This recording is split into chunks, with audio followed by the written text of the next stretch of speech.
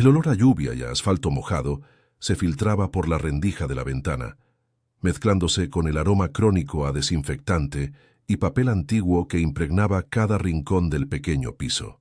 Clara Valdés, con la mirada perdida en el gris plomizo del cielo de Madrid, sentía que aquel olor era la banda sonora de su vida.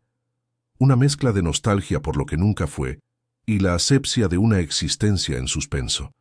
A sus 24 años, cada amanecer era una repetición del anterior, un eco silencioso en las paredes de un hogar que era a la vez refugio y celda. Se llevó una mano al pecho, notando el latido sordo y constante que le recordaba que seguía viva, aunque a menudo se sintiera como un espectro que deambulaba por los pasillos de una existencia ajena, una vida que no había elegido, pero que la sujetaba con la fuerza de unas cadenas invisibles. Si quieres descubrir qué cadenas atan el alma de Clara, y si algún día podrá romperlas, mira hasta el final. Te invito a suscribirte al canal y a comentar desde dónde nos estás viendo. Continuamos. Su nombre era Clara Valdés, aunque sentía que ese nombre pertenecía a otra persona, a la joven de 18 años, que soñaba con pasar sus días entre los muros del Museo del Prado, descifrando los secretos de Velázquez y Goya. Ahora, con 24, esa joven era solo un borrador en un cuaderno olvidado. Su vocación de historiadora del arte había sido sepultada bajo capas de responsabilidad y necesidad. Su reflejo en el cristal le devolvía la imagen de una mujer de facciones delicadas y ojos profundos, pero ensombrecidos por una melancolía persistente. Su cuerpo, esbelto y grácil, se movía con una contención que delataba una timidez forjada en el aislamiento, una ausencia de la despreocupación propia de la juventud. El puesto de secretaria que estaba a punto de empezar no era una vocación, sino un peaje, el único camino visible en un mapa vital que otros habían trazado por ella. El apartamento, situado en un barrio obrero de la periferia, era un microcosmos de su dualidad interna. Las estanterías se combaban bajo el peso de volúmenes de historia del arte, tesoros polvorientos que representaban la única vía de escape a su alcance. Eran portales a la Florencia de los Médici o a la París bohemia, mundos vibrantes que contrastaban brutalmente con su realidad. Junto a una pila de libros sobre el Renacimiento, en la mesita de noche, descansaba el recordatorio constante de su prisión, un pastillero meticulosamente organizado y un vaso de agua. El silencio de la casa solo era interrumpido por el sonido de una respiración dificultosa desde la habitación contigua y el tic-tac de un viejo reloj de pared, cada segundo un martillazo, que marcaba el lento consumir de sus días. Atrapada entre la belleza inalcanzable del arte y la cruda inmediatez de la enfermedad. La causa de su reclusión tenía nombre y rostro, su madre. Una enfermedad crónica la había postrado en cama desde que Clara era apenas una adolescente, transformando a la hija en cuidadora a tiempo completo. El amor que sentía por ella era inmenso, un océano profundo y complejo, pero en sus aguas también se ahogaban sus propios sueños. Había renunciado a la universidad, a las salidas con amigas que nunca llegó a consolidar, a los viajes improvisados y a los amores de verano. Su juventud se había evaporado en un ciclo interminable de administrar medicinas, preparar comidas blandas, leer en voz alta y asegurarse de que una almohada estuviera siempre en la posición correcta. Era un sacrificio silencioso, realizado sin queja, pero cuyo peso le encorvaba el alma y le dejaba un pozo de amargura que luchaba por ignorar cada mañana. La virginidad de Clara no era el resultado de una convicción moral ni de un puritanismo autoimpuesto. Era simplemente una consecuencia, el síntoma más evidente de una vida no vivida. Era el territorio inexplorado en el mapa de su propia existencia. A veces, desde su ventana, observaba a las parejas pasear cogidas de la mano, sus risas flotando en el aire como notas de una melodía desconocida, y un nudo de anhelo y extrañeza se le formaba en la garganta. La intimidad, el simple acto de ser tocada con deseo o ternura, le parecía un concepto tan abstracto y lejano como la teoría del color de Kandinsky. Era una mujer hecha de anhelos teóricos y ausencias prácticas, cuya piel solo conocía el contacto accidental en el metro o el abrazo filial y cuidadoso que le daba a su madre antes de dormir. A esta opresión interna se sumaba la presión externa, encarnada en la voz insistente de su tía Marta. Cada llamada telefónica era un recordatorio de la solución a todos sus problemas. Javier, un buen hombre, un contable de vida predecible y sonrisa amable que le ofrecía un futuro estable y seguro. Su tía lo presentaba como un salvavidas, una oportunidad de oro para asegurar el bienestar de su madre y el suyo propio. Pero para Clara, la propuesta de matrimonio de Javier no era un puerto seguro, sino la jaula dorada definitiva. Significaba aceptar una vida de comodidades a cambio de renunciar para siempre a la más mínima posibilidad de pasión, de sorpresa, de ser la protagonista de su propia historia. Era la aceptación formal de que sus sueños habían muerto y de que solo le quedaba administrar las ruinas de lo que pudo haber sido. Así, en la víspera de su primer día de trabajo en Montes Arquitectos, la firma más prestigiosa del país, Clara se sentía suspendida en un limbo desolador. El nuevo empleo no representaba una chispa de esperanza, sino una herramienta desesperada para financiar un tratamiento experimental que era la última carta para salvar a su madre. El vacío en su interior era un abismo que amenazaba con devorarla. No sentía emoción ni nervios, solo una profunda resignación. Iba a adentrarse en un mundo de lujo, poder y ambición, un universo que le era completamente ajeno, no como una exploradora en busca de un nuevo horizonte, sino como una prisionera a la que trasladaban a una nueva celda, una más elegante y fría, pero una celda al fin y al cabo. Y no tenía ni la más remota idea de que sus muros estaban a punto de saltar por los aires. El amanecer en el barrio de Carabanchel era un lienzo de tonos grises y ocres, una paleta de colores que parecía reflejar el estado perpetuo del alma de Clara. Su rutina comenzaba antes de que el sol se atreviera a despuntar por entre los bloques de ladrillo visto, moviéndose por el pequeño piso con la precisión de un autómata. El silbido de la tetera era la primera nota de una sinfonía diaria, seguida por el chasquido seco de las pastillas al caer en el dosificador semanal. Cada gesto era un ritual carente de espontaneidad, una coreografía de la obligación aprendida a lo largo de años de práctica. No se miraba al espejo por vanidad, sino para asegurarse de que su rostro no delataba el cansancio que sentía anclado en sus huesos. Se recogía el pelo en una coleta funcional, eligiendo la ropa más discreta de su armario, buscando mimetizarse con el mundo, pasar desapercibida, ser invisible. La habitación de su madre olía a lavanda y a enfermedad, una mezcla agridulce que a Clara se le había adherido a la piel. Se acercaba a la cama con una suavidad infinita, como si temiera que un movimiento brusco pudiera quebrar la frágil figura que descansaba entre las sábanas. Su madre, Elena, le sonreía con los ojos, un destello de la mujer vibrante que una vez fue. Clara le ayudaba a incorporarse, le acercaba el vaso de agua y le administraba la primera dosis de medicación del día. En esos momentos, el amor que sentía era tan abrumador que dolía, un amor que era a la vez su ancla y su cadena. Elena le acariciaba la mano, un gesto cargado de gratitud y de una culpa silenciosa que Clara pretendía no ver, una culpa por ser la causa del sacrificio de la juventud de su única hija, un sacrificio que ambas sabían que era innegociable. El estridente timbre del teléfono fijo rompía la frágil paz de la mañana como una piedra en un estanque.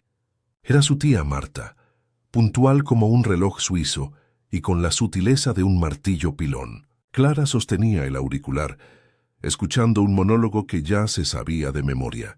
Las palabras de su tía eran dardos envueltos en una falsa preocupación. La precariedad de su situación, la necesidad de un hombre que las cuidara, la oportunidad de oro que representaba Javier. Cada frase era una vuelta de tuerca, más en el torniquete de la presión social y familiar. Clara respondía con monosílabos, su mente construyendo un muro para protegerse de la avalancha verbal. Sentía cómo la voz de su tía se filtraba por las grietas, sembrando la duda y la ansiedad, recordándole que su vida no le pertenecía, sino que era una pieza en el tablero de las expectativas ajenas. Mientras su tía exaltaba las virtudes de Javier, la imagen de él se materializaba en la mente de Clara con una claridad desoladora. Lo veía con su camisa de cuadros perfectamente planchada, su sonrisa afable y su conversación sobre la seguridad de los fondos de inversión. Era la personificación de una vida sin aristas, un futuro tan predecible como una llanura castellana.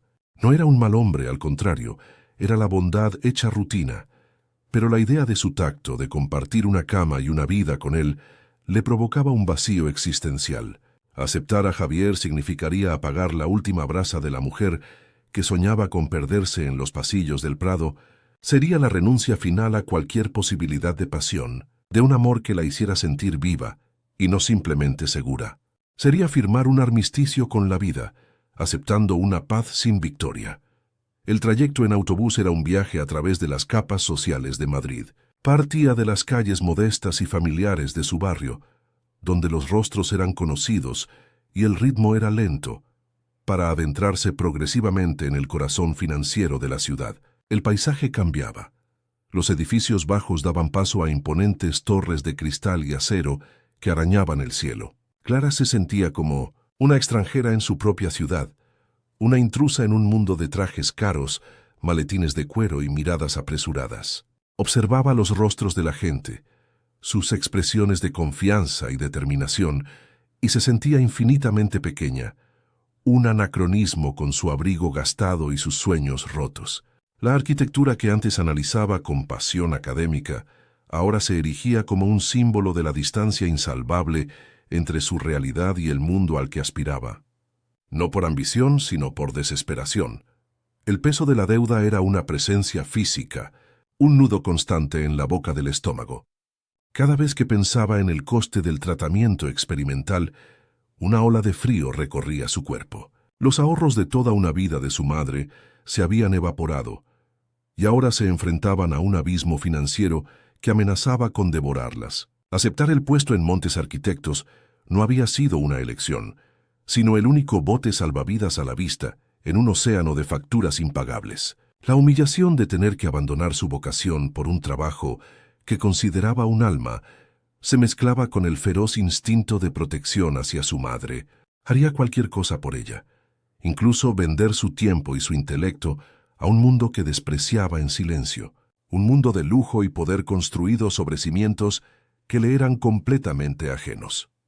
A pocas calles de su destino, sus pies se detuvieron por inercia frente al escaparate de una pequeña galería de arte. Detrás del cristal, un lienzo abstracto de colores vibrantes parecía gritar una libertad que ella no poseía.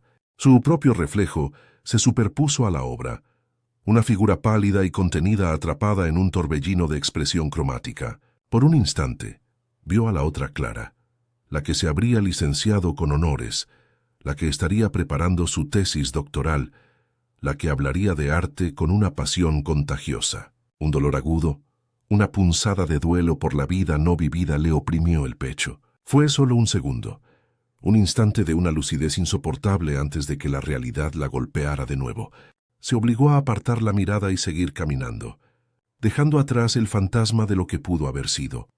La Torre Montes se alzaba ante ella como una aguja de obsidiana y plata, un monolito que desafiaba la gravedad y la modestia. Su diseño era vanguardista y agresivo, una declaración de poder que no dejaba lugar a dudas. Era el imperio de Adrián Montes, un hombre del que solo conocía su reputación legendaria. Clara se sintió abrumada por la escala del edificio, por su fría y perfecta simetría. Parecía un organismo vivo y ajeno, un leviatán de hormigón y cristal que la observaba con indiferencia. Cada ventana pulida reflejaba un cielo plomizo, devolviéndole una imagen distorsionada de sí misma, fragmentada y diminuta. Sentía que para entrar allí no solo debía cruzar una puerta, sino también despojarse de su propia identidad, adaptarse a un ecosistema donde la sensibilidad era una debilidad y la vulnerabilidad un lujo inasequible. Parada frente a las puertas giratorias automáticas, el aire pareció volverse más denso, más difícil de respirar. Un torbellino de dudas la asaltó. ¿Sería capaz de fingir la eficiencia y la distancia emocional que un lugar como aquel exigía? Su timidez, su tendencia a la introspección, ¿no serían vistas como incompetencia? El miedo a fracasar era tan intenso como el miedo a tener éxito, y quedar atrapada para siempre. Entonces, como un ancla en medio de la tormenta, acudió a su mente el recuerdo del rostro de su madre esa misma mañana, su sonrisa frágil pero llena de esperanza. No estaba allí por ella, estaba allí por Elena. Esa certeza se convirtió en su armadura. Enderezó la espalda, levantó la barbilla y fijó la vista al frente, asumiendo el papel de una mujer que no era, por la única mujer que le importaba. Al cruzar el umbral, el mundo exterior se desvaneció, reemplazado por un silencio imponente y un ambiente climatizado. El vestíbulo era una catedral del minimalismo moderno, un vasto espacio de mármol blanco, acero y cristal. El aire olía a una fragancia sutil y costosa, una mezcla de cítricos y madera que hablaba de dinero y exclusividad. El sonido de sus zapatos de suela de goma sobre el suelo pulido le pareció una profanación, un ruido vulgar en un santuario dedicado al poder. Una recepcionista de belleza escultural la observó con una mirada evaluadora que la hizo sentirse completamente inadecuada. En ese preciso instante, Clara Valdés comprendió que no solo había entrado en un edificio, sino que había cruzado una frontera invisible hacia un territorio hostil del que no sabía si podría salir indemne. El primer día de su nueva vida, o de su nueva condena, acababa de comenzar. La planta 37 era el nido del halcón. El despacho de Adrián Montes no era una oficina, sino una declaración de principios. Un vasto espacio de minimalismo casi quirúrgico, donde el mármol negro de Calatorao, el acero cromado y el cristal panorámico eran los únicos elementos permitidos. No había fotografías personales, ni plantas, ni un solo papel fuera de lugar. Todo era orden, control y una fría e imponente belleza. Desde su trono de diseño italiano, Adrián dominaba Madrid, una maqueta a sus pies que él podía rediseñar a voluntad. A sus 38 años, era un arquitecto cuya genialidad era tan célebre como su gélida distancia emocional. La alta sociedad lo admiraba y temía a partes iguales. Un hombre que construía rascacielos que arañaban el cielo, pero que mantenía su propia alma bajo tierra, en un mausoleo de control absoluto y soledad autoimpuesta. Esta coraza de frialdad no era una pose, sino una penitencia. Detrás de sus ojos grises, afilados como fragmentos de hielo, se repetía una y otra vez la misma escena. El chirrido de neumáticos sobre el asfalto mojado, el olor a gasolina y el silencio ensordecedor que siguió al impacto. Años atrás, conducía el coche que acabó con la vida de su prometida, Sofía, una artista de alma bohemia, cuya pasión era tan vibrante y caótica como los colores de sus lienzos. Adrián se convenció a sí mismo de que fue su propia intensidad, su incapacidad para la mesura lo que la destruyó. Desde entonces, vivía consumido por una culpa silenciosa, purgando su pecado al rodearse de una perfección estéril y relaciones superficiales. Evitaba cualquier atisbo de pasión como si fuera una enfermedad contagiosa, creyendo firmemente que todo lo que amaba con vehemencia estaba condenado a convertirse en cenizas entre sus manos. Aquel lunes, una tormenta de verano se había desatado sobre Madrid con una furia inesperada. Clara llegó a la Torre Montes con 15 minutos de retraso, empapada hasta los huesos y con el corazón martilleándole en el pecho.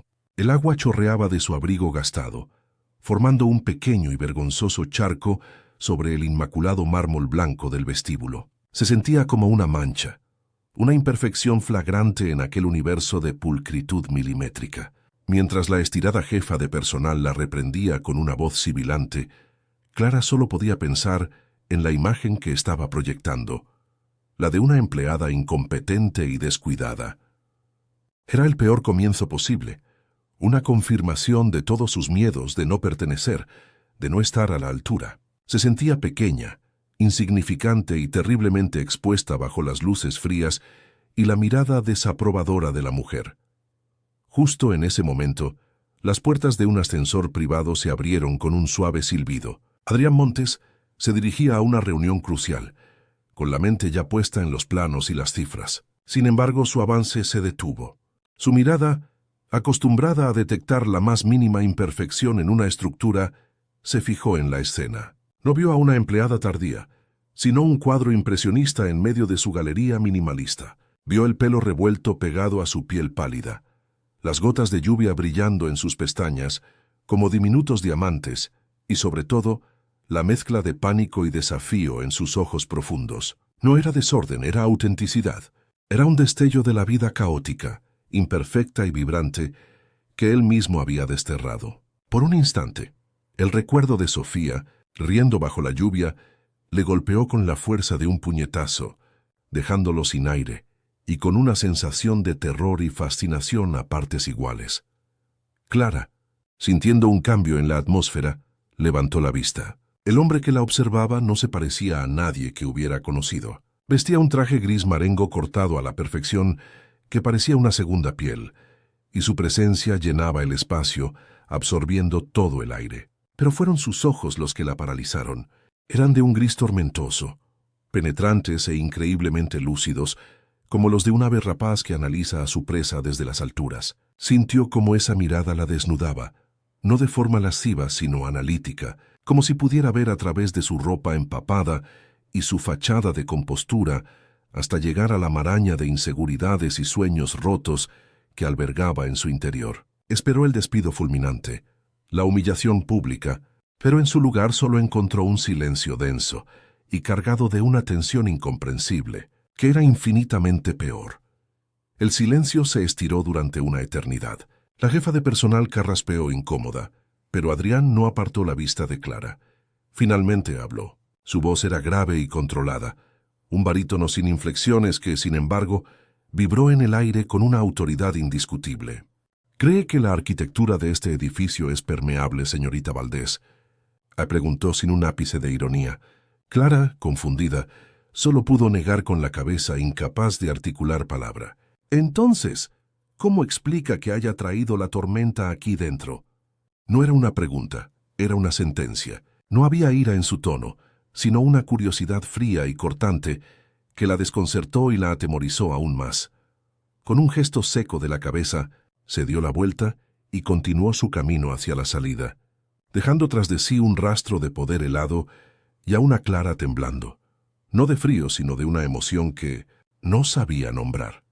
Conducida a su pequeño escritorio en una zona de planta abierta, Clara intentó concentrarse en las instrucciones monótonas de su superiora directa, pero su mente era incapaz de procesar la información. El encuentro en el vestíbulo se repetía en bucle en su cabeza. No había sido la reprimenda lo que la había afectado, sino la naturaleza de su mirada. Se había sentido vista, verdaderamente vista por primera vez en años, no como la hija abnegada, ni como la sobrina que necesitaba un buen partido, sino como un enigma que aquel hombre poderoso había querido descifrar en un instante. La intensidad de Adrián Montes era un campo magnético que la había dejado desorientada, con una extraña mezcla de pavor y una fascinación prohibida. Podía sentir todavía el peso de sus ojos sobre su piel, una quemadura invisible que se negaba a desaparecer y que la hacía sentirse extrañamente viva.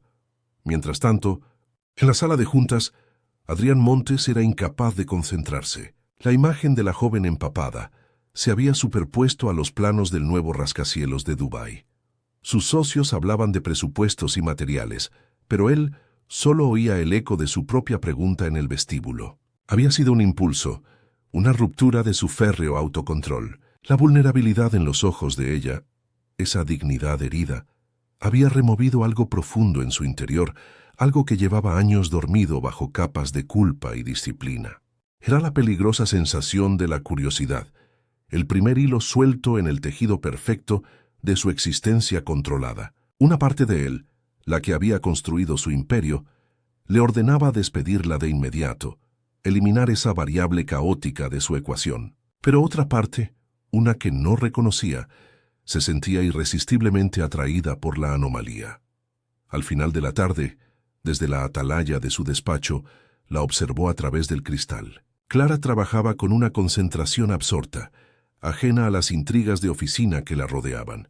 Su postura ligeramente encorvada, como si quisiera hacerse más pequeña, desaparecer. Sobre un lateral de su mesa, vio cómo sacaba discretamente de su bolso un libro de bolsillo de tapa blanda. Forzó la vista y pudo leer el título Las sombras del barroco. Una historiadora del arte atrapada en un puesto de secretaria. La contradicción era tan evidente, tan dolorosa, que le provocó una punzada de algo parecido a la empatía. Vio la delicadeza con la que pasaba las páginas, el anhelo en su rostro, y comprendió que la tormenta que había traído al edificio no era de agua, sino de una vida reprimida que pugnaba por desatarse. Cuando el reloj marcó las 7, Clara recogió sus cosas, sintiéndose un espectro que se había deslizado por las horas sin dejar huella. Al salir del edificio, una sensación extraña la obligó a detenerse y mirar hacia arriba. La luz del despacho de la planta 37 seguía encendida. Una única ventana iluminada en la inmensa fachada oscura. No podía verlo, pero lo sintió. Sabía, con una certeza irracional y visceral, que él estaba allí observándola. La Torre Montes ya no era solo un gigante de acero y cristal. Se había convertido en la guarida de un hombre enigmático y herido, un laberinto cuyo centro magnético la atraía y la repelía con la misma fuerza. El primer día había terminado, pero sentía que acababa de poner el pie en el borde de un precipicio del que no sabía si quería saltar o huir. Las semanas que siguieron se convirtieron en una extraña coreografía de distancia y observación. Clara se sumergió en la eficiencia de su puesto, convirtiéndose en una presencia silenciosa y competente, un engranaje más en la perfecta maquinaria de Montes Arquitectos. Sin embargo, sentía constantemente el peso de la mirada de Adrián Montes sobre ella. No era una vigilancia controladora ni lasciva, sino algo mucho más inquietante. Una curiosidad analítica, casi clínica. Desde la altura de su despacho acristalado, sus ojos grises la seguían mientras ordenaba archivos o contestaba al teléfono, como si estuviera tratando de resolver una ecuación arquitectónica que se resistía a sus cálculos. Aquella atención silenciosa era un hilo invisible que la mantenía en un estado de alerta perpetua, haciendo que su piel se erizara con una mezcla de pavor y una extraña, prohibida expectación. La ruptura de la rutina llegó una tarde de martes, cuando el sol de Madrid teñía de naranja los rascacielos. La mayoría de los empleados ya se habían marchado, pero Adrián la convocó a su despacho. El espacio, que de día era imponente, de noche se transformaba en una caverna de sombras y luces de la ciudad. Él no estaba sentado tras su enorme escritorio, sino de pie, junto a una mesa de dibujo donde reposaban unos planos antiguos amarillentos por el tiempo. «Señorita Valdés», dijo, su voz más grave en el silencio, «olvide por un momento las llamadas y los correos. Necesito la opinión de una historiadora, no de una secretaria». Le señaló los planos del Palacio de Liria. Por primera vez, no le pedía que organizara su mundo, sino que entrara en él, y Clara sintió que el suelo bajo sus pies se resquebrajaba. Se encontraron en el archivo de la empresa, un sótano climatizado que olía a papel centenario y a secretos bien guardados. Rodeados de rollos de planos y legajos, la jerarquía de jefe y empleada se disolvió en el interés compartido. Él desplegó los documentos con una delicadeza inesperada, y ella se inclinó sobre ellos, su pasión por la historia del arte aflorando como una fuente largo tiempo sellada. Le habló de los arquitectos, de las influencias francesas, de los símbolos ocultos en la mampostería. Adrián no la interrumpía. La escuchaba con una intensidad que la desarmaba, sus ojos fijos en ella, mientras sus dedos trazaban las líneas del pasado. En aquel sótano, lejos del mundo, Clara no era la cuidadora ni la futura esposa de nadie. Era ella misma, y se sentía peligrosamente viva. Mientras señalaba un detalle en la sección de una cornisa, sus dedos rozaron los de él sobre el áspero papel del plano. Fue un contacto fugaz, accidental, pero una descarga eléctrica recorrió el brazo de Clara, subiendo hasta la base de su nuca. Retiró la mano como si el pergamino ardiera, con el corazón desbocado. Levantó la vista y se encontró con la mirada de Adrián, oscura e insondable. Por una fracción de segundo, vio en ella una vulnerabilidad cruda, un destello de anhelo tan profundo que la dejó sin aliento. Pero fue solo un instante. Inmediatamente, la máscara de frialdad glacial volvió a su sitio, y él se apartó, creando una distancia física que era un abismo emocional. El silencio que siguió fue más ruidoso que cualquier palabra, cargado de la tensión de lo que ambos habían sentido y se negaban a reconocer. A partir de esa noche, Adrián comenzó a tejer una red de pretextos para mantenerla cerca. Las tareas que le encomendaba eran un desafío intelectual disfrazado de necesidad laboral. Necesito un informe sobre la evolución del gótico flamígero en Castilla. Investigue la historia de los jardines de Aranjuez. Encuentre todo lo que pueda sobre el simbolismo en la obra de Juan de Villanueva. Clara trabajaba hasta tarde, sumergida en un mundo que amaba, sintiéndose utilizada pero extrañamente valorada. Sus compañeros de oficina la observaban con una mezcla de envidia y desdén, susurrando a sus espaldas. Se había convertido en la protegida del halcón, un estatus que la aislaba todavía más, encerrándola en una órbita exclusiva y peligrosa alrededor de aquel sol frío y magnético que era Adrián Montes. El conflicto interno de Clara se agudizó hasta convertirse en un tormento diario. Cada momento de conexión intelectual con Adrián, cada mirada compartida sobre un texto antiguo, era una dosis de un veneno adictivo. Despertaba en ella sensaciones que no sabía que era capaz de albergar. Un deseo punzante, una curiosidad voraz, una sensación de ser comprendida en un nivel profundo. Pero inmediatamente después la culpa la ahogaba. Una llamada de su tía, recordándole la bondad y la paciencia de Javier, era como una bofetada de realidad. Se sentía desleal, una impostora que soñaba con tormentas mientras todos esperaban que buscara un puerto seguro. Estaba traicionando a Javier, a su familia y, sobre todo, a la versión de sí misma que creía que debía ser.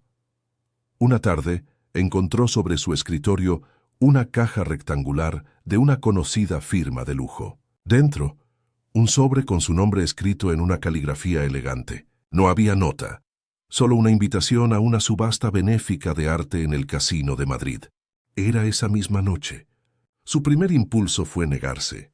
No tenía nada que ponerse, no pertenecía a ese mundo. Pero al abrir la caja, encontró un vestido de seda de color azul noche, de una sencillez y elegancia devastadoras.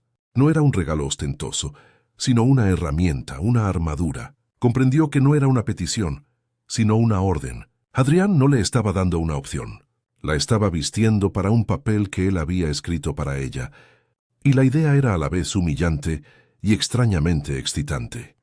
En el salón resplandeciente del casino, bajo el peso de las lámparas de araña y las miradas evaluadoras, Clara se sintió como un pájaro exótico en una jaula de oro. El murmullo de las conversaciones, el tintineo de las copas de champán, todo le resultaba ajeno y hostil, pero Adrián se mantuvo a su lado, una presencia sólida y protectora. No la ignoró, ni la trató como a una subordinada. La presentó a sus conocidos con una frase que la dejó helada. Les presento a Clara Valdés, mi asesora cultural. Le confirió un poder y una identidad que no le correspondían, obligando a aquellos tiburones sociales a mirarla con un respeto que no sentían. Por primera vez, él no solo la veía, sino que obligaba al mundo a verla a través de sus ojos. La subasta avanzaba entre pujas millonarias por obras que Clara solo había visto en libros. De repente, apareció un lienzo de un pintor español contemporáneo poco conocido. Era un paisaje oscuro, casi abstracto, que irradiaba una melancolía sobrecogedora. Mientras el subastador comenzaba la puja, Adrián se inclinó hacia ella, su aliento cálido rozando su oreja. «¿Qué ves?», susurró. Con la voz temblorosa, Clara le describió la soledad del artista, el uso del empaste para crear una textura de dolor, la luz ausente que hablaba de una pérdida irreparable. No se dio cuenta de que estaba describiendo el alma del hombre que tenía a su lado. Adrián la escuchó sin pestañear y con un gesto casi imperceptible de la cabeza, entró en la puja y adquirió el cuadro por una cifra astronómica, sin apartar los ojos de ella. El viaje de vuelta en su coche de lujo transcurrió en un silencio denso, cargado de la electricidad de todo lo no dicho. El perfume de ella y la colonia de él se mezclaban en el espacio confinado, creando una atmósfera íntima y casi insoportable. Cuando el coche se detuvo frente al portal de su humilde edificio, el contraste entre los dos mundos fue brutal. Clara se apresuró a abrir la puerta, desesperada por escapar de aquella tensión. Antes de que pudiera salir, él habló, su voz grave rompiendo el silencio. «Gracias, Clara». «No, señorita Valdés». «Clara, El sonido de su nombre en sus labios fue como una caricia prohibida, un acto de posesión sutil. Salió del coche sin mirar atrás, sintiendo que acababa de cruzar una línea de la que no habría retorno. Adrián, solo en su ático panorámico, observaba cómo los operarios colgaban el cuadro recién adquirido en la pared principal de su salón. La obra dominaba el espacio minimalista, una herida de color oscuro en la pulcra perfección de su hogar. Las palabras de Clara resonaban en su mente, la descripción precisa y compasiva de un dolor que él creía inefable. Ella no solo había visto el cuadro, lo había descifrado. Lo había descifrado a él. Se acercó al lienzo y rozó la superficie rugosa con la punta de los dedos. Por primera vez en años, no se sentía solo en su duelo, y esa sensación era infinitamente más aterradora que la propia soledad. Clara era un espejo, y temía que, si seguía mirándose en él, la imagen que le devolviera acabaría por destrozarlo. El día siguiente en la oficina fue una tortura. Adrián la evitó con una frialdad calculada, volviendo a ser el jefe distante e inaccesible. Las comunicaciones volvieron a ser a través de correos electrónicos impersonales y órdenes transmitidas por terceros. El látigo de su indiferencia fue más doloroso que cualquier reprimenda. Clara entendió que la noche anterior había sido una transgresión y que ahora estaba siendo castigada por ello. Se sintió estúpida y humillada, una pieza en un juego cuyas reglas desconocía. La esperanza que había comenzado a anidar en su pecho, la idea de que alguien podía ver más allá de su caparazón, se marchitó, dejándola con un sentimiento de vacío y una amargura que no había sentido antes. Había probado la fruta prohibida y ahora estaba siendo expulsada del paraíso. El dilema moral de Clara se convirtió en una batalla campal en su interior. Por un lado estaba Javier, la promesa de una vida tranquila, la seguridad económica para su madre, el camino del deber y la resignación. Era una jaula, sí, pero una jaula conocida y segura. Por otro lado estaba Adrián, un abismo de complejidad emocional, un mundo de belleza, intelecto y una pasión tan intensa que amenazaba con consumirla. Representaba todo lo que secretamente anhelaba y todo lo que más temía. Elegir a Javier era morir lentamente. Elegir a Adrián era arriesgarse a una destrucción rápida y espectacular. Se sentía atrapada entre dos formas de aniquilación, sin un camino claro hacia la salvación, solo la certeza de que cualquier elección implicaría una renuncia insoportable. Una llamada del hospital hizo que su mundo se detuviera. La voz del médico era grave, carente de artificios. Su madre había sufrido una crisis respiratoria severa. Los tratamientos convencionales habían llegado a su límite. La única opción que quedaba sobre la mesa era una terapia experimental, recién aprobada en Suiza, con un coste que superaba con creces los ahorros de toda una vida. La cifra que el médico pronunció era tan obscena, tan fuera de su alcance, que a Clara le pareció un mal chiste, un número abstracto sin conexión con la realidad. El suelo desapareció bajo sus pies y se encontró cayendo en un pozo oscuro de pánico y desesperación.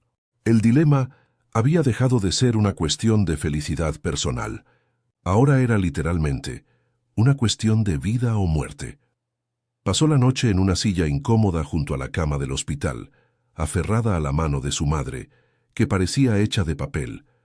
El pitido rítmico de las máquinas era una cuenta atrás que taladraba su cerebro. En la penumbra, observó el rostro dormido de la mujer que le había dado todo y por la que ella lo había sacrificado todo.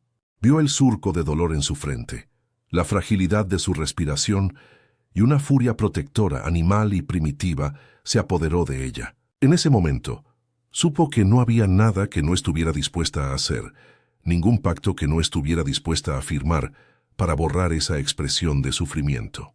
Su orgullo, su miedo, su virginidad, todo parecía insignificante comparado con el valor de aquella vida que se escapaba entre sus dedos. Al día siguiente, regresó a la Torre Montes, sintiéndose como un fantasma. El mundo seguía girando. La gente trabajaba, reía, tomaba café, ajenos a la tragedia que se cernía sobre ella. Se movía por la oficina en un estado de trance, su desesperación como un aura visible que nadie parecía notar. La idea de pedirle ayuda a Adrián era una humillación insoportable. La última rendición sería admitir que no era más que una damisela en apuros, un peón débil en su tablero de poder, y sin embargo, la idea no la abandonaba. Era una tentación venenosa, la única puerta en un muro que se cerraba sobre ella. Luchó contra ella con todas sus fuerzas, aferrándose a los últimos vestigios de su dignidad, mientras sentía que se ahogaba. Cuando la oficina quedó casi vacía, mientras recogía sus cosas con movimientos mecánicos, una sombra se cernió sobre su escritorio. Era Adrián. Debía de haberse enterado por los rumores que corrían, como la pólvora en aquel microcosmos. Su rostro era la máscara impasible de siempre, pero sus ojos grises ardían con una intensidad inusual, despojados de toda frialdad. No ofreció palabras de consuelo ni falsas condolencias. Su voz fue un mandato bajo y resonante que cortó el aire. «Venga a mi despacho. Tenemos que hablar». No era una sugerencia. Era una citación ante el destino.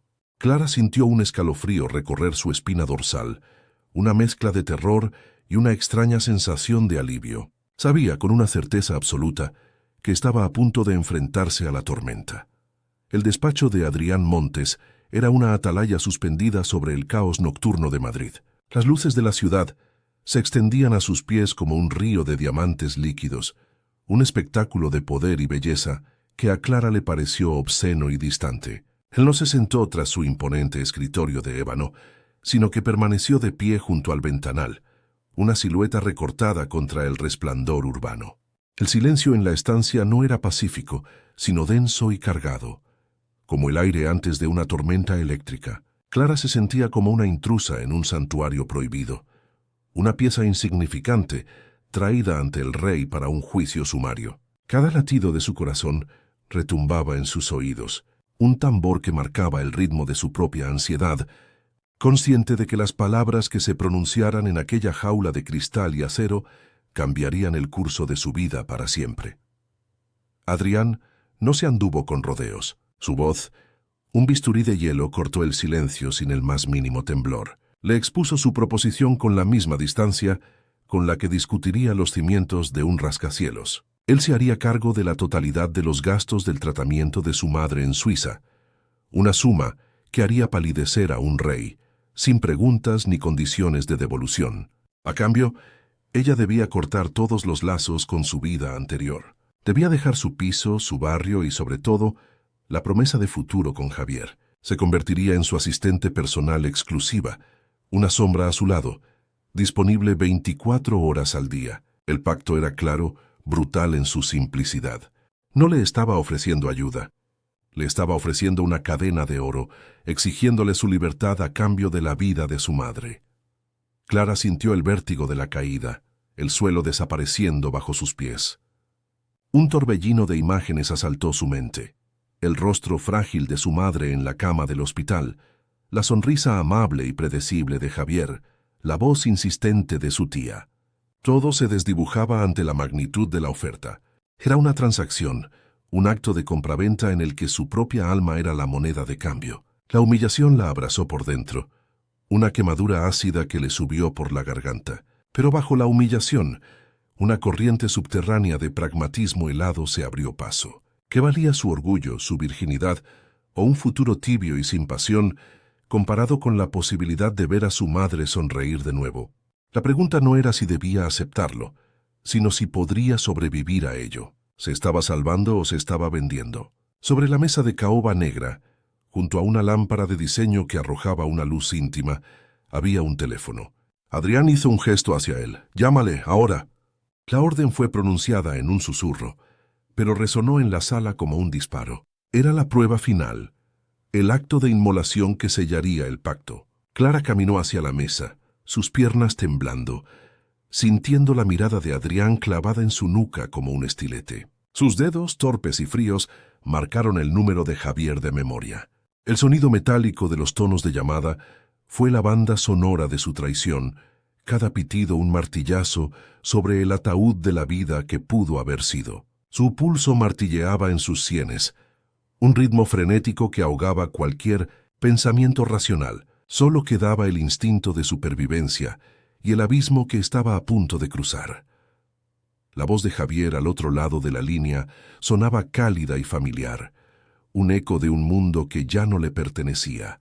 Clara cerró los ojos, concentrándose para que su propia voz no se quebrara. Las palabras que pronunció fueron frases cortas, cinceladas en hielo, desprovistas de emoción. «No puedo, Javier. Lo siento, no me esperes». No ofreció explicaciones. No había espacio para ellas en aquel nuevo y despiadado universo.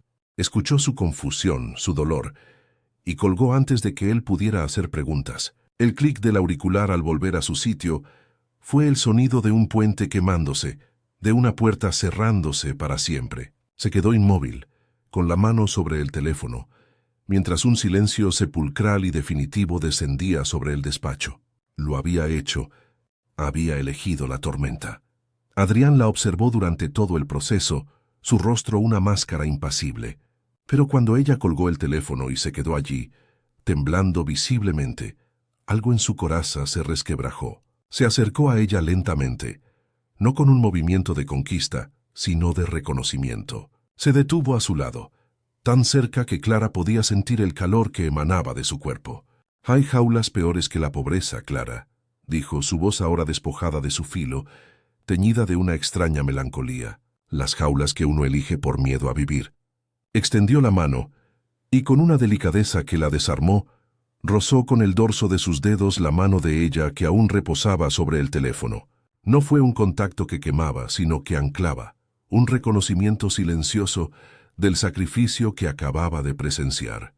La transacción había terminado. Lo que quedaba en el aire era algo mucho más antiguo y peligroso. El aire se volvió denso, eléctrico, cargado con la tensión acumulada de semanas de miradas furtivas y roces accidentales. Adrián retiró su mano, pero solo para ahuecarle el rostro, sus pulgares acariciando suavemente sus pómulos. Clara levantó la vista y se encontró con sus ojos grises, ya no fríos como el hielo, sino ardiendo como brasas en la penumbra. Vio en ellos una soledad tan vasta y profunda que le robó el aliento. No retrocedió, no podía. Había quemado sus naves y él era la única orilla a la vista. Sostuvo su mirada, una mezcla de desafío y entrega absoluta, y en ese silencio le dio un permiso que nunca antes había concedido a nadie. Cuando sus labios se encontraron, no fue un beso tierno ni romántico. Fue un beso hambriento, desesperado, la colisión de dos mundos, de dos soledades que se reconocían en la oscuridad. Tenía el sabor del whisky, de la noche y de un dolor antiguo. Sus manos, que habían diseñado edificios que tocaban el cielo, se enredaron en su pelo con una urgencia que la hizo jadear, sujetándola como si temiera que pudiera desvanecerse. Y Clara, que nunca había sido besada, que no sabía nada del deseo, le respondió con la misma ferocidad instintiva. Se aferró a él como una náufraga, sus manos aferrándose a las solapas de su chaqueta, devolviendo un beso que era a la vez una súplica, una rendición y una afirmación de que, por primera vez, se sentía terriblemente viva.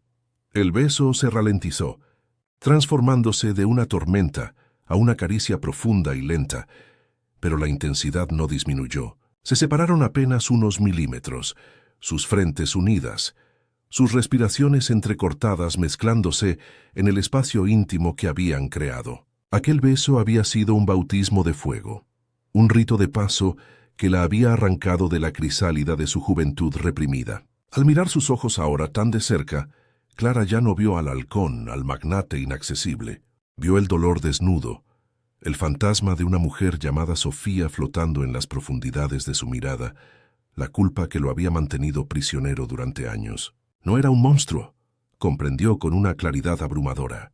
Era un hombre tan roto como ella, solo que sus cicatrices estaban mejor escondidas. Se separaron, pero el espacio entre ellos seguía vibrando con una energía palpable. El contrato de papel, con sus cláusulas y condiciones, era ahora ceniza, un tecnicismo sin importancia. El verdadero pacto se había sellado allí, en la planta 37, con un beso que había sido a la vez una firma y una confesión. Ninguno de los dos dijo nada. No era necesario. Él la había comprado, sí, pero ella lo había visto, lo había tocado en el lugar más vulnerable de su alma. Las luces de la ciudad, antes distantes y frías, ahora parecían testigos de su transgresión. Clara Valdés supo en ese instante que no solo había salvado a su madre, Había encadenado su alma a la de él, en un vínculo tan peligroso y adictivo como el precipicio que ahora contemplaban juntos. El descenso en el ascensor fue una caída libre en un pozo de silencio. Cada planta que pasaba era una capa de su antigua vida que se desprendía, dejándola desnuda y expuesta. Al salir al aire frío de la noche madrileña, el beso de Adrián todavía ardía en sus labios, una marca invisible que la señalaba como propiedad de otro mundo. No sentía el triunfo de la salvación, sino el shock postraumático de una colisión. Había cruzado el Rubicón, no como una conquistadora, sino como una cautiva que había entregado voluntariamente las llaves de su ciudadela. Las luces de los coches que pasaban dibujaban estelas efímeras sobre el asfalto mojado, y Clara se sintió igual de fugaz, un espectro atrapado entre el rascacielos de obsidiana que dejaba atrás y el humilde portal que la esperaba. Dos universos que ya nunca podría reconciliar. El pequeño piso la recibió con su olor familiar a desinfectante y libros viejos, pero ahora le pareció el escenario de un crimen. Su madre dormía, ajena al pacto fáustico que se había sellado en su nombre. Clara se detuvo en el umbral de su habitación, observando la frágil curva de su espalda bajo la fina manta, y una ola de náusea y culpa la sacudió con violencia. El dinero que pronto llegaría para curar aquel cuerpo frágil estaba manchado con la venta de su propia alma, con la traición a un hombre bueno y la entrega a uno roto. Apoyó la frente contra el marco frío de la puerta, cerrando los ojos con fuerza. Había conseguido el remedio para la enfermedad de su madre, pero sentía que acababa de inocularse a sí misma un veneno mucho más sutil y devastador. Mientras tanto, en la cima de su imperio de cristal, Adrián Montes permanecía inmóvil frente al ventanal. La ciudad a sus pies era un tapiz de luces indiferentes a la tormenta que se había desatado en su interior. Se llevó los dedos a los labios, sintiendo todavía el eco del beso de Clara, una mezcla de inocencia y una desesperación que reflejaba la suya propia. Había sido un acto de control que se había convertido en una pérdida total del mismo. Había querido poseerla, atarla a su mundo, pero en el proceso ella había conseguido colarse a través de las grietas de su armadura, tocando el nervio expuesto de su culpa. El fantasma de Sofía se agitó en su memoria advirtiéndole. Aterrado por la intensidad de lo que había sentido, tomó una decisión. Debía alejarla. Debía congelar aquella conexión antes de que el fuego lo consumiera todo de nuevo. A la mañana siguiente, la realidad llegó en la forma de una fría notificación bancaria en su teléfono móvil. Una cifra con tantos ceros que parecía irreal se había materializado en su cuenta. No sintió alivio, sino una profunda sensación de profanación. Aquel dinero no era una ayuda, era el precio de su servidumbre, la prueba tangible de la transacción. Miró el número, frío e impersonal, y entendió que cada dígito representaba un trozo de su libertad. Se vistió con la precisión de un autómata, eligiendo su ropa más sobria, como si quisiera desaparecer dentro de ella. Se miró al espejo, y la mujer que le devolvió la mirada tenía los mismos ojos, pero la luz que había en ellos se había extinguido, reemplazada por una sombra de conocimiento amargo. Ya no era la soñadora Clara Valdés, era una posesión muy cara de Adrián Montes. En la oficina el aire era gélido. Adrián no apareció. Su presencia fue reemplazada por una nueva asistente ejecutiva, una mujer de eficiencia robótica que le transmitió sus nuevas órdenes a través de correos electrónicos impersonales. Clara fue trasladada a un despacho pequeño y sin ventanas en otra planta, un exilio dorado lejos de su vista. El mensaje era inequívoco y brutal. La intimidad de la noche anterior había sido borrada, anulada, como si nunca hubiera existido. El hombre que la había besado con una ferocidad desesperada era ahora una entidad corporativa lejana que se comunicaba a través de intermediarios. La humillación fue un golpe sordo y continuo en su pecho, más doloroso que cualquier palabra cruel. No solo la había comprado, sino que ahora la almacenaba en un rincón oscuro, como un objeto valioso pero incómodo de mirar. La siguiente estocada llegó a través del teléfono. La voz de su tía Marta, normalmente cargada de una falsa dulzura, era ahora un látigo de desprecio. La noticia de su ruptura con Javier se había extendido. La acusó de ser una egoísta desagradecida, de haber tirado por la borda un futuro seguro por un capricho. ¿Qué has hecho, Clara? ¿En qué te has convertido?, le espetó, sus palabras envenenadas con la furia de ver sus planes frustrados. Clara escuchó el monólogo sin defenderse, el auricular pegado a la oreja como un instrumento de tortura. Había salvado a su madre, pero en el proceso se había convertido en una paria para su propia familia. Estaba completamente sola, anclada únicamente al hombre que la había rescatado y repudiado en el mismo gesto. Los días se convirtieron en un limbo de silencio y trabajo estéril. Clara se movía por su nueva rutina, sintiéndose como un fantasma en un palacio. El dinero para el tratamiento de su madre ya estaba asegurado, los preparativos para el viaje a Suiza en marcha, pero ella se sentía vacía, estafada. Se había arrojado al fuego esperando ser consumida o purificada, pero en lugar de eso, había sido relegada a una zona fría y gris. El miedo se convirtió en su compañero constante. ¿Había cometido el error más grande de su vida? ¿Había vendido su alma por un hombre que la consideraba un mero activo, una inversión para calmar su propia conciencia? La duda la corroía por dentro, dejándola a la deriva en un océano de lujo y soledad, sin brújula y sin puerto a la vista.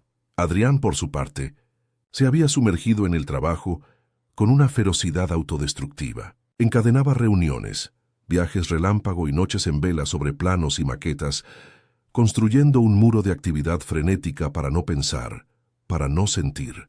Evitaba deliberadamente cualquier pasillo o ascensor que pudiera llevarlo a cruzarse con ella, pero su ausencia era una presencia más poderosa que su cercanía. Veía la curva de su cuello en el arco de un puente, la profundidad de sus ojos en el color de un cielo tormentoso. La había alejado para protegerla de sí mismo, de la maldición que creía llevar consigo, pero el remedio era peor que la enfermedad.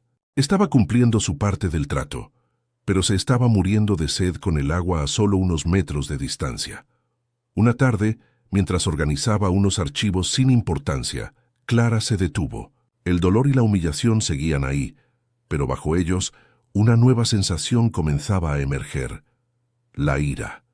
Una ira fría y lúcida. Había aceptado el trato, sí, pero no como una víctima indefensa.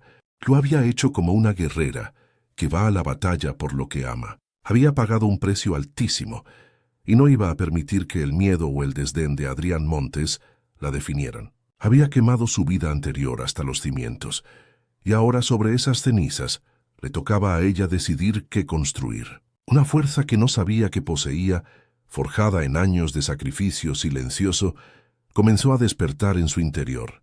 Ya no era una niña asustada. Era una mujer que había mirado al abismo y había sobrevivido. Esa noche no volvió directamente a casa.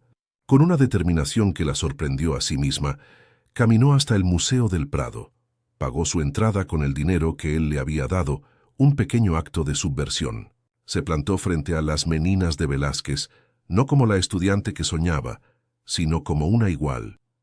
Observó el juego de espejos, las miradas, las verdades ocultas a plena vista. Vio el poder, la vulnerabilidad y el artificio, y por primera vez no se sintió intimidada. Se vio a sí misma en ese juego complejo, no como un peón, sino como una figura central cuyo siguiente movimiento era todavía un misterio. Una leve sonrisa, la primera en días, se dibujó en sus labios. El halcón la había enjaulado, pero había olvidado que algunas aves aprenden a amar sus alas precisamente en cautiverio.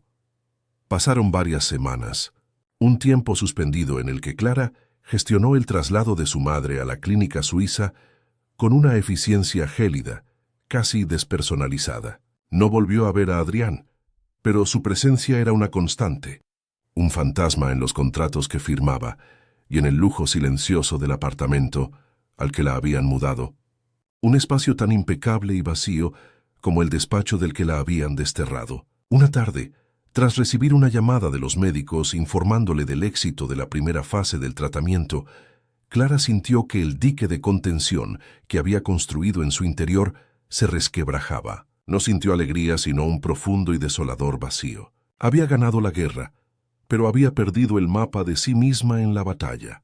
Esa noche, en lugar de volver a su jaula de oro, sus pies la llevaron como un acto de sonambulismo de vuelta a la Torre Montes. El edificio de noche, Era un monolito de oscuridad salpicado por unas pocas ventanas iluminadas, centinelas de almas insomnes.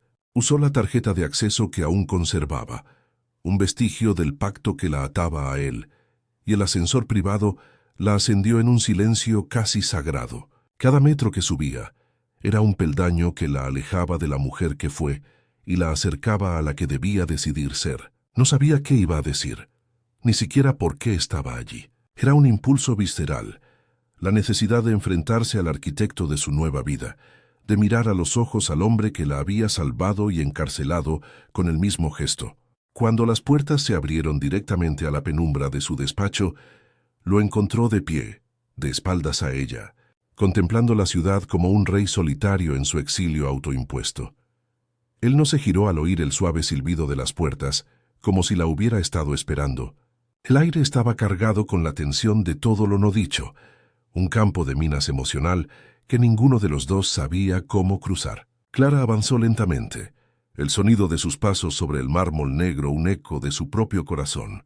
Se detuvo a unos metros de él, observando la rígida línea de sus hombros, la soledad que emanaba de su figura recortada contra el tapiz de luces urbanas. No era el magnate poderoso, ni el jefe implacable. Era solo un hombre, anclado a un dolor tan profundo que había decidido convertirlo en su única patria. En ese silencio, Clara comprendió que no había ido allí a pedirle nada, ni a reprocharle.